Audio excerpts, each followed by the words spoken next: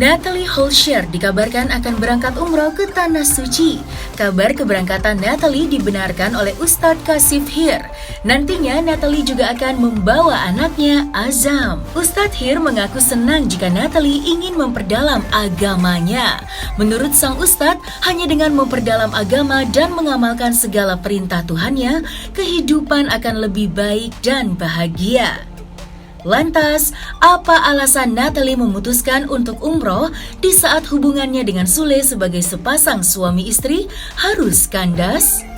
Ya, insya Allah kami kemarin dapat info bulan Oktober insya Allah akan berangkat bersama kami. Insya Allah ya, izin Allah kalau nggak ada halangan ya bisa jadi pakai travel kami atau travel yang lainnya. Oktober tanggal berapa? Tapi beliau sih udah datang ke sini, berarti ada tiket mau berangkat bersama kami. Insya Allah. Kalau di travel kami, Safaroh Travel, kami ada keberangkatan di tanggal 21 Oktober. Tanggal 21 Oktober. Kalau jadwal dari travel itu beberapa hari lalu datang. Dalam rangka apa? Dalam rangka tanya jawab agama ya, bisa dilihat di YouTube-nya ya. Beliau nanya tentang apa itu Islam, kenapa, apa yang penting, paling penting dalam Islam apa. Ya saya sampaikan yang paling penting ya sholat. Kalau sholat kita benar, amalan kita yang lain benar. Kalau sholat kita rusak, bolong-bolong ya, jangan berharap amal yang lain akan dinilai bagus oleh Allah Subhanahu wa taala. Jadi Islam itu simple. Innad dina yusrun, kata Rasulullah SAW. Agama Islam itu mudah. Bayangin sholat cuma 5 menit. Itu yang saya sampaikan ke dia. Jadi kalau ada orang yang ninggalin sholat, berarti dia ninggalin Allah. Kalau dia udah kehilangan Allah, pasti dia kehilangan segala-galanya. Tapi kalau Allah ada di hatinya dia pasti memiliki segala-galanya. Persiapan buat umroh. Nanti kan akan ada manasik ya, mudah-mudahan kita bisa undang nih teman-teman untuk meliput manasiknya Mbak Natalie di sini. Kalau yang Oktober ini sudah banyak jamaahnya, jadi memang nggak ada ajang kita promosi bareng Kak Natalie enggak. Awalnya minta September, cuma kami full. Ya. Seat kami udah penuh, jadi kami alihkan di Oktober. Umroh kami 9 dan 12 hari. Tinggal nanti Mbak Natalie milih mau yang 9 atau yang 12 hari. Belum ditentukan. Belum, mungkin kan karena Azam masih kecil, pilihannya pasti yang tercepat. Satu, Azam masih kecil, kedua jadwalnya banyak. Ya, kita dibawa insya Allah. Dibawa juga. Dibawa, insya Allah dibawa. Ya karena usia 7 bulan ya masih butuh bimbingan ibunya ya. Dan umroh kan juga nggak susah, bawa bayi itu nggak sulit gitu. Ya dia nanti digendong sama ibunya, apalagi pesawatnya kita direct, nggak transit. Ibaratnya merem melek udah nyampe Madinah, jadi enak. Ya udah gitu hotelnya di depan Masjidil Haram, gitu. Saya luar biasa ya, saya selalu dikabarin tiap hari syuting katanya ya, setiap hari syuting luar biasa. Allah bukakan pintu rezeki, saya doakan insya Allah makin lebar lagi pintu rezekinya insya Allah. Sibuk, udah sibuk.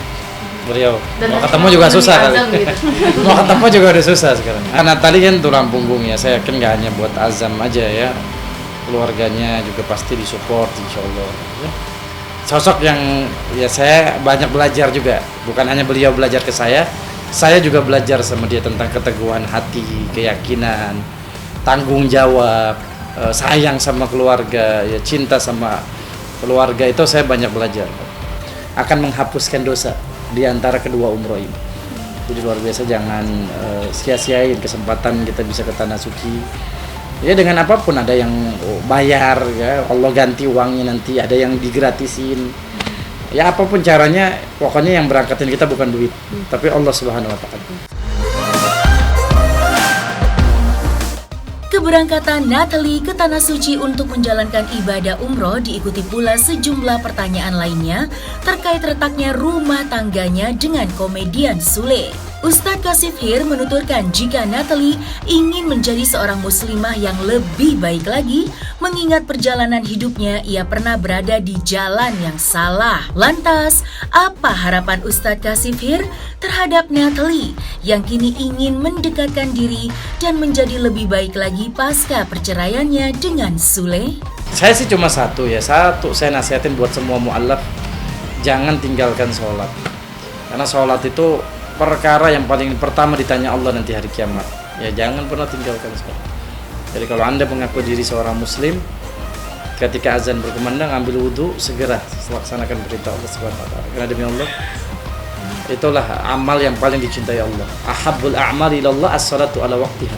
amalan yang paling dicintai Allah adalah sholat tepat pada waktu. Ya belajar tentang, ya saya ajarin dia bacaan sholat.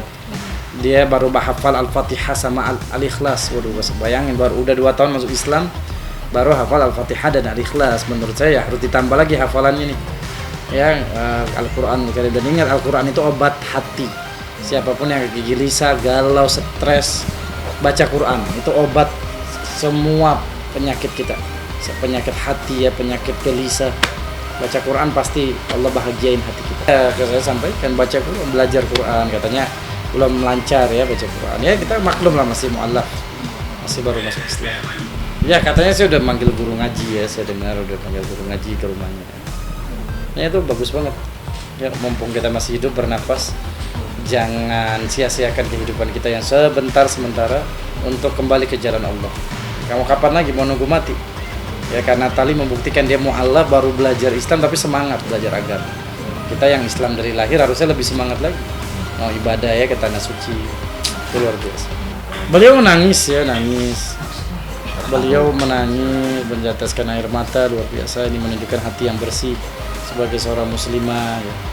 Saya katakan istiqomah pakai hijab, yang membuka hijab ya, pakai hijab insyaallah. Enggak, beliau nangis lebih ke senang ya diberangkatin umroh. Ya kalau masalah pribadi, siapapun yang cerita ke saya, jamaah saya pun pengajian, curhat tentang rumah tangga pasti saya nggak banyak begitu nanggapin. Karena masalah rumah tangga itu rahasia internal. Ya, dan saya yakin lah kalau kita juga rumah tangga kita nggak mau diceritain kemana-mana. Ya bahkan katanya kalau kita punya masalah rumah tangga, tembok pun jadi telinga.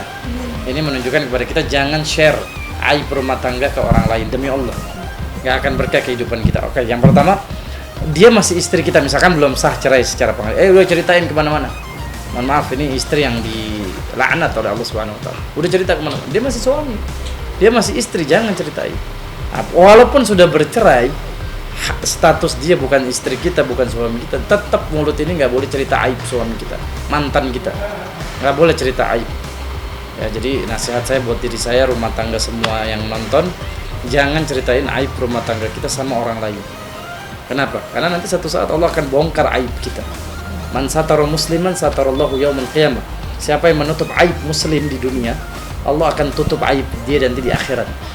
Bayangin, manusia pertama sampai manusia terakhir kumpul tuh di padang mahsyar.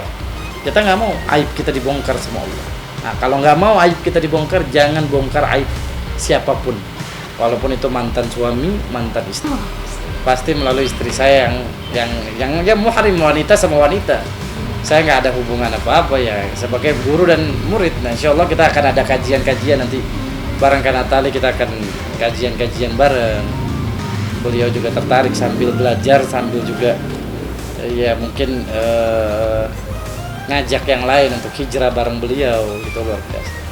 Beliau sempat curhat tentang kehidupan DJ-nya yang begitu gelap. Ketika masuk Islam tuh Allah kasih hati yang adem, hati yang tenang, Masya Allah. Ya ini membuktikan sama kita, kebahagiaan hanya didapat bagi kita yang taat sama Allah. Kalau kita tunduk sama aturan Allah, kita bahagia. Tapi kalau kita nabrak larangan Allah, hati kita pasti gelisah, nggak bakal bahagia. Iya, ada beberapa hal sih yang beliau sampaikan. Beliau ingin lebih dekat lagi sama agama.